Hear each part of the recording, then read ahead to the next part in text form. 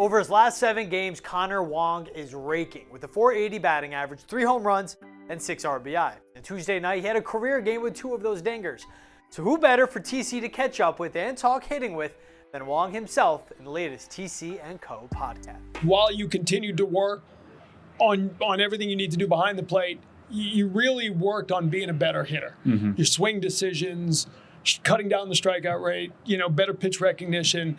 Tell me a little about that work. Like you are, if you look at some of the early projections that scouts were putting up about you back when you first came over to the organization, they didn't predict the offense. And that's not to say that you've even reached what you can reach, right? But what you've shown so far surpasses some of what people thought about you. But that's the work you've put in, according to everybody I've talked to down at the Woo Sox. So how gratifying is it that that's paying off a little bit now? It's nice. I mean, that was one of my goals the last few years, is just to be a more complete hitter, play the game fully. Definitely with coming up through the minors, I sold out for the homers early. And I hit some homers, but there's a lot of times where I was striking out 3, maybe 4 times a game, and it's in a really dark place. Like, it's not a good feeling going to the ballpark knowing you're going to strike out but might hit a homer. And I just wasn't okay with that. So I wanted to challenge myself to get back to being a good hitter. And if the power numbers are there, they're there. But, I just want to put together a more consistent at bat.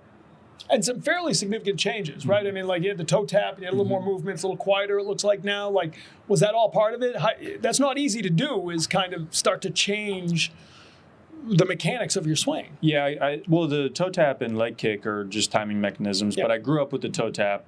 I can't remember when I did it, but I was a big Chipper Jones guy growing up, and I liked it. So I was like, oh, I'll toe tap. Like, it's really cool looking. And I found the timing for it.